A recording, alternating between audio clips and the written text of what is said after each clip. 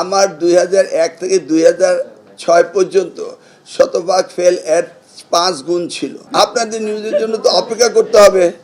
আপনি আগামী রেজাল্ট পর্যন্ত অপেক্ষা করেন, দেখেন যে সারা বাংলাদেশে মার্ক বেস, জিপিএ বেস এবং স্ট্যান্ডার্ড অ্যান্ড কোয়ালিটি অনুযায়ী স্টুডেন্ট আমরা প্রোভাইড করি সারা দেশে। তাই ভর্তি পুরনো পদ্ধতিতে অর্থাৎ মার্ক বেস, জিপিএ বেসড হবে।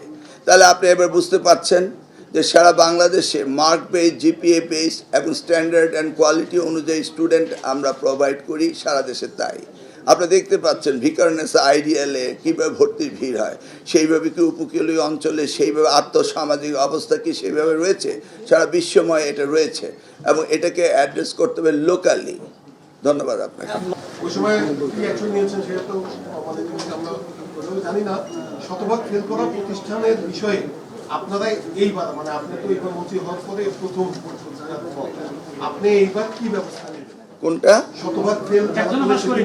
আমি তো আগেই বলেছি যে আমার 2001 থেকে 2006 পর্যন্ত শতভাগ ফেল এর 5 গুণ ছিল।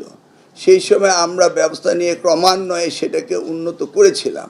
এবার জাস্ট অপেক্ষা করুন, ইনশাআল্লাহ রেজাল্ট তো আজকে আসলো।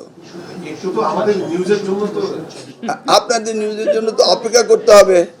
আপনি আগামী রেজাল্ট পর্যন্ত অপেক্ষা করেন, দেখেন অনেক পদ্ধতি অনুসরণ করা হবে। শুধু ডাকলেই কি হবে নাকি? সিরিজ অফ সিস্টেম, এটা আমি ইন্ট্রোডিউস করেছিলাম 2001 হতে 2006 সিরিজ। আমাদের দায়িত্ব হলো এই শিক্ষা যদি খারাপ হতে থাকে সেটাকে উন্নত করা।